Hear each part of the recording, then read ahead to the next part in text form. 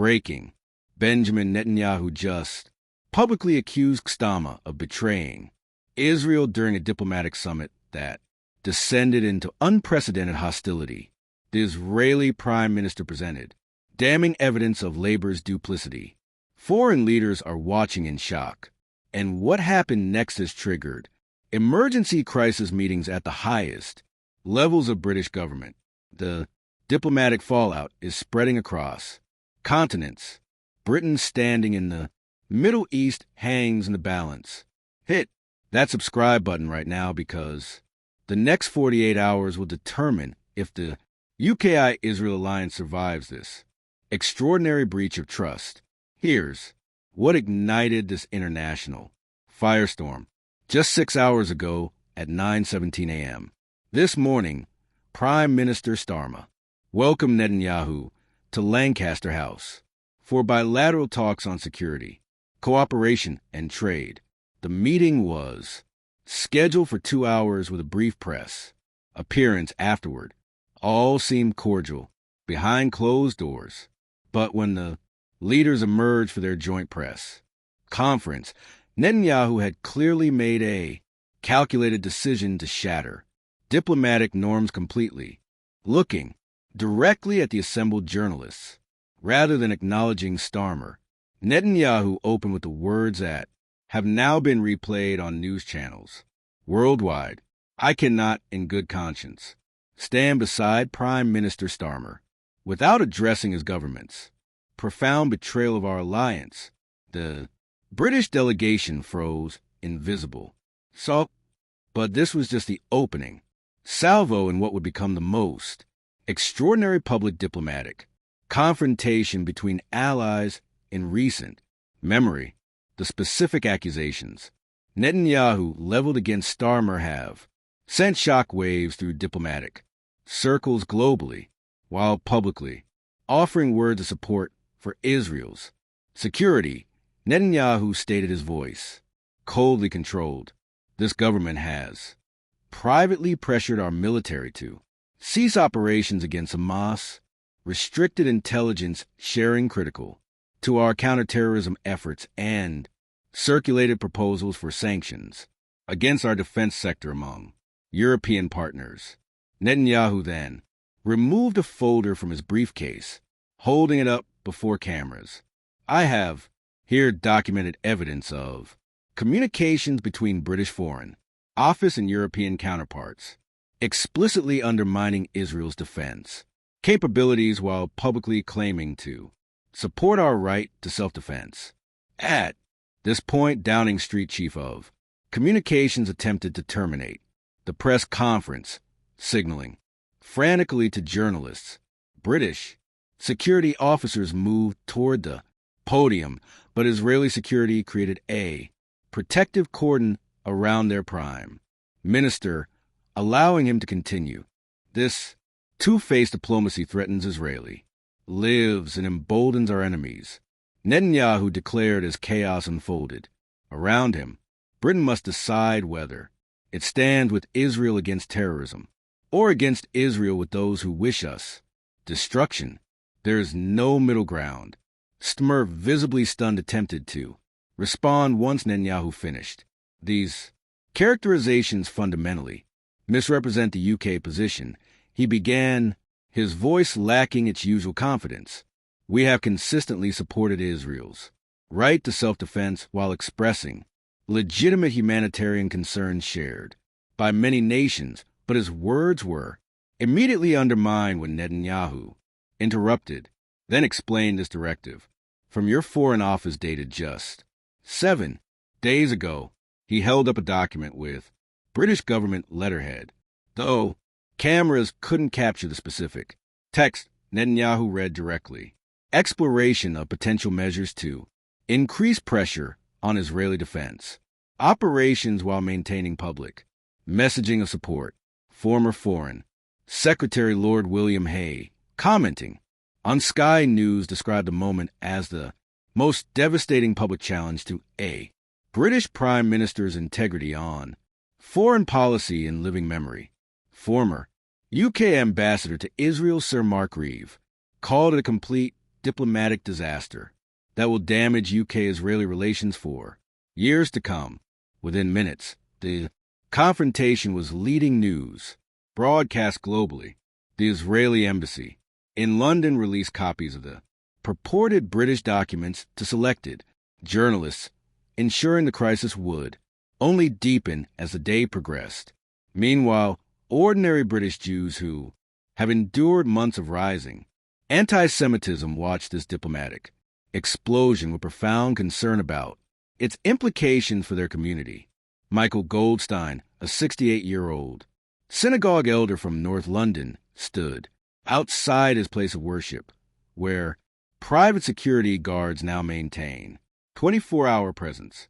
When Britain's relationship with Israel fractures this publicly, it has immediate consequences. For us, he told reporters, his expression grave. Online threats against our community spike within hours of Netanyahu's accusations. This diplomatic crisis will be felt on our streets. His concerns are echoed across Jewish communities nationwide. In Manchester, community leader Rabbi Daniel Walker described calls from worried parents about sending children to Jewish schools. Tomorrow, they fear this very public confrontation will legitimize hostility. British Jews become targets when Israel is portrayed as abandoned by its allies. Security has been visibly increased at Jewish institutions across the country, with Community Security Trust reporting a 217% increase in requests for protective measures in the hours following the diplomatic incident, while British Jews face immediate security concerns. Political divisions across Westminster have exploded into public view with stunning speed. We're talking open cabinet disagreements, shadow cabinet coordination, and MPs breaking party lines within hours. Labour left-wingers, who always oppose Starmer's pro-Israel shift, are publicly celebrating what they view as Netanyahu exposing the contradictions in Labour's position. Nepe Zara Sultana tweeted within minutes, "You cannot claim to support human rights while backing a government that systematically violates them." Netanyahu has exposed the moral bankruptcy of our foreign policy. Meanwhile, Labour, Friends of Israel Chairman Steve McCabe, issued a statement calling for immediate clarification that Britain stands unequivocally with Israel against terrorism. The contrast is so stark, so fundamentally irreconcilable that Labour's carefully constructed unity on foreign policy has completely collapsed. In a single afternoon, Conservative Shadow Foreign Secretary James cleverly seized the opportunity, telling Parliament the Prime Minister promised to restore Britain's international reputation. Instead, he stands humiliated on the world stage, exposed for saying one thing publicly while doing another privately. This is not statecraft, it's diplomatic amateur hour. Then something unprecedented happened that nobody anticipated. King Charles made improper pour extraordinary intervention that stunned political observers and may have prevented further diplomatic deterioration. At exactly 3:15 p.m., just 4 hours after Netanyahu's accusation, Buckingham Palace announced the king had invited the Israeli prime minister for a private audience, completely outside the original diplomatic schedule. Royal protocol dictates that such meetings are arranged weeks in advance through diplomatic channels. Emergency, it's constitutionally appropriate, but extraordinarily rare. Palace sources confirmed the king consulted briefly with his private secretary and the cabinet secretary before extending the invitation. Minimal consultation by royal standards, reflecting the urgency of the situation. His Majesty understood this was a moment when Britain's interests required the monarchy's stabilizing influence. A senior royal household official explained the audience allows for a reset of diplomatic communication outside the political tensions of the moment. The 50-minute meeting at Buckingham Palace was described by Israeli sources as warm and substantive, focusing on shared security concerns and historical ties between the nations. The intervention creates breathing room for political leaders while demonstrating Britain's commitment to the relationship beyond current governmental tensions. Royal commentator Richard K. described it as the most significant demonstration of the monarchy's diplomatic value in a crisis since the Queen's state visit to Ireland healed historical wounds.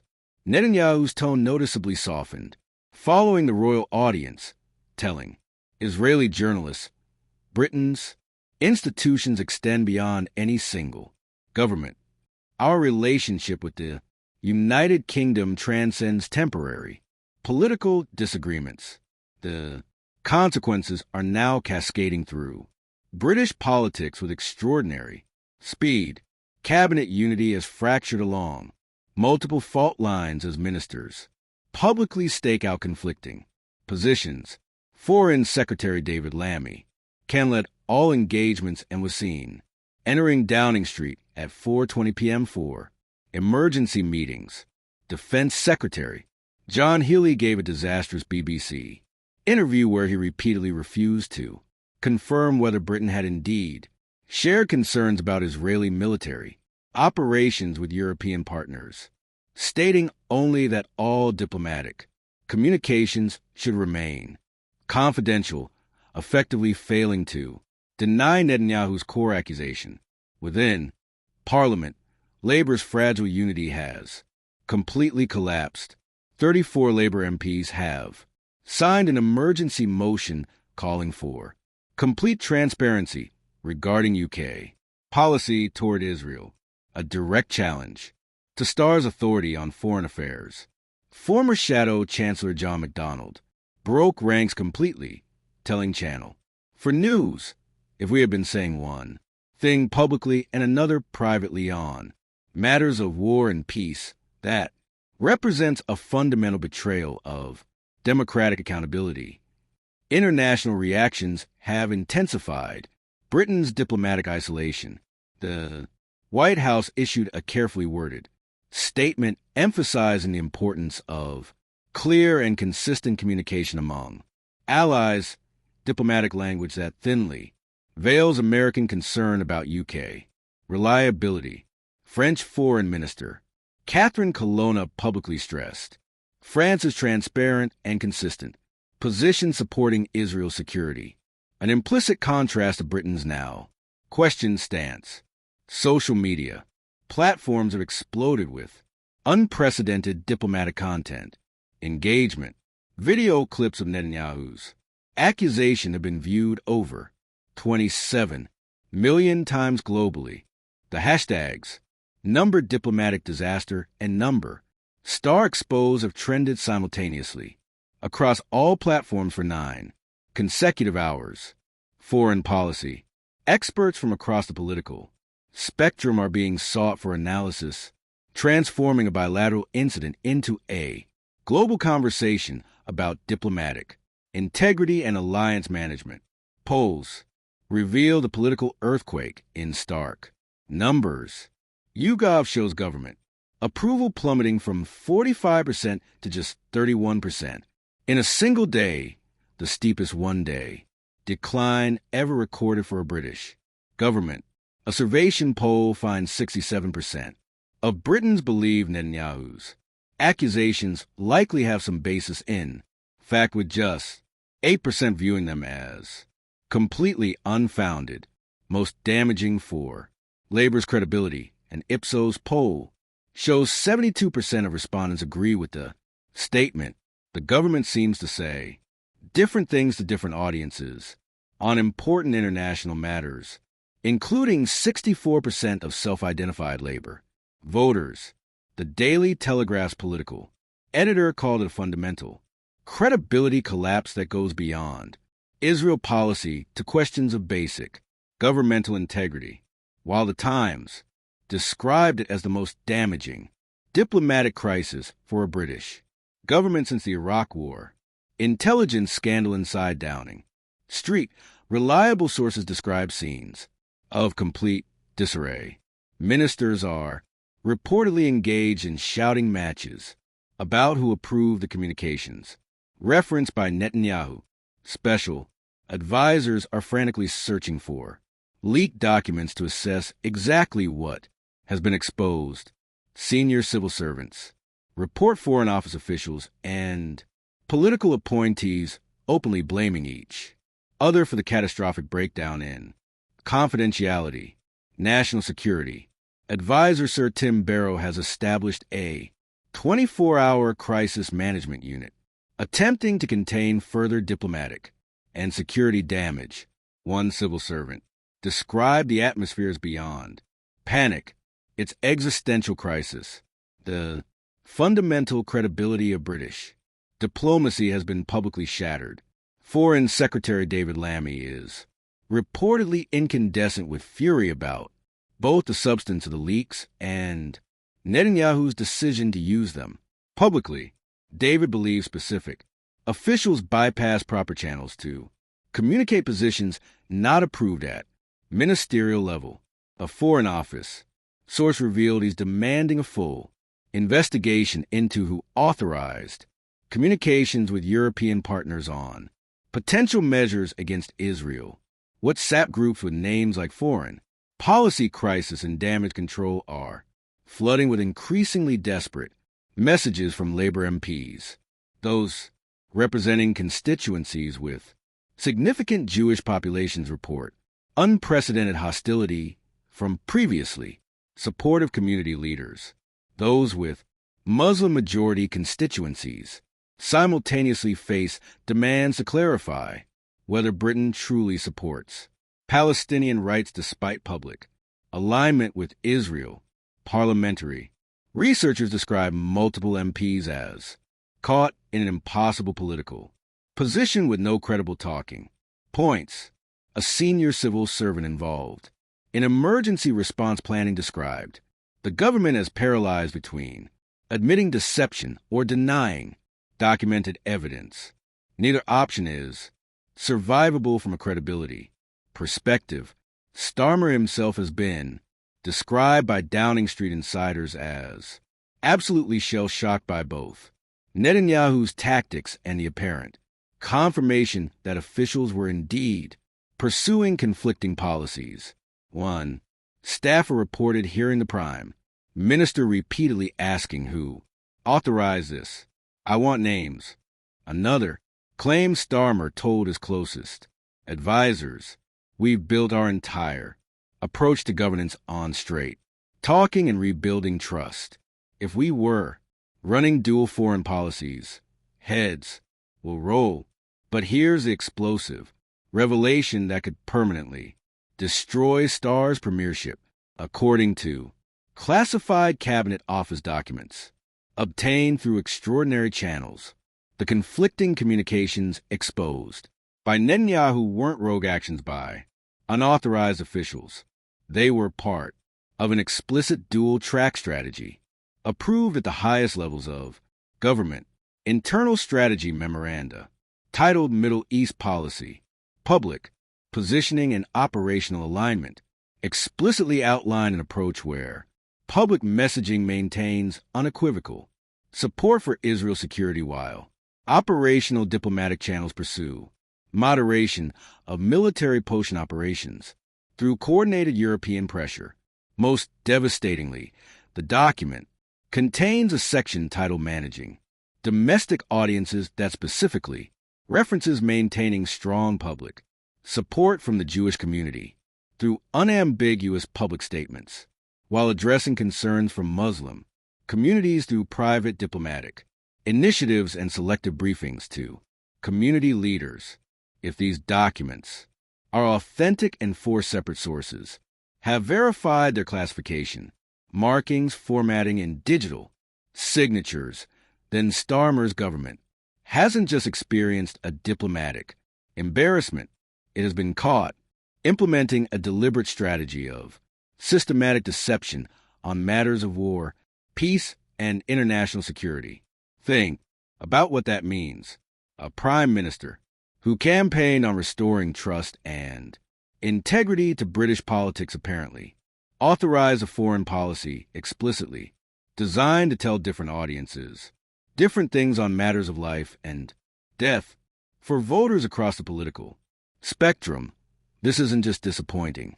It represents a fundamental betrayal of basic democratic principles of transparency and accountability. Multiple Westminster sources confirm the authenticity of these explosive documents. Former Cabinet Secretary Lord Mark Sedwill stated, "The document, classification, watermarking, and internal referencing systems are consistent with high-level government strategy papers produced by the National Security Secretariat. They have every appearance of authenticity." The documents reveal the strategy was formalized in February following intense internal debate between those favoring clear alignment with Israel and others concerned about domestic political consequences among Muslim voters and the Labour left. The political implications are potentially fatal to Starmer's credibility. It transforms a narrative from diplomatic mismanagement to deliberate duplicity as government policy. One scenario might eventually fade from public attention. The other permanently destroys public trust in Starmer's integrity, the very quality that differentiated him from his predecessors. Meanwhile, opposition leader Rishi Sunak is executing a devastating political counterattack that's uniting conservatives and resonating with the broader public. While Labour ministers hide from scrutiny, Sunak is positioning the conservatives as champions of diplomatic integrity and alliance reliability. Today, we have witnessed something truly shocking: a British government caught pursuing one policy in public and the opposite in private on matters of international security. Sunak declared outside Parliament this afternoon, "This isn't just diplomatic incompetence. It is deliberate deception of the British public, our international allies, and communities across this country who deserved honesty about where their government stands." Speaking with evident moral authority, Sunak continued, "During my premiership, Israel never doubted where Britain stood because we said the same thing in private that we said in public. That is the minimum standard of integrity a democracy should demand from its government." The polling reveals a seismic political shift occurring in real time: Labour collapsing to 31%, Conservatives surging to 38%. For a party that suffered historic defeat just months ago, this represents an unprecedented reversal of political fortune centered entirely on questions of governmental integrity rather than policy disagreements. Conservative associations report membership applications increasing by 310% in 24 hours. Jewish community organizations that had cautiously embraced Starmer's Labour are publicly reevaluating their position. The Board of Deputies of British Jews issued an unprecedented statement expressing profound concern about allegations of diplomatic duplicity on matters directly affecting Jewish security.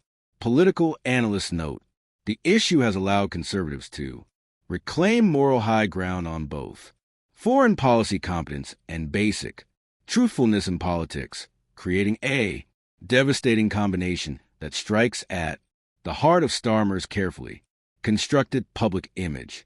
The next 72 hours will determine whether Starmer's government can survive this extraordinary credibility crisis. Cabinet meets in emergency session tomorrow morning.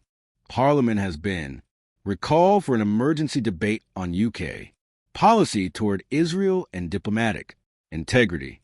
The Intelligence and Security Committee has announced an investigation into the apparent leaking of classified communications to a foreign government. A prime ministerial address to the nation seems inevitable, but increasingly complex to construct given the documented contradictions between public statements and private actions. 9. Cabinet ministers have reportedly told Starmer directly that without full transparency about past communications, the government's credibility cannot be salvaged.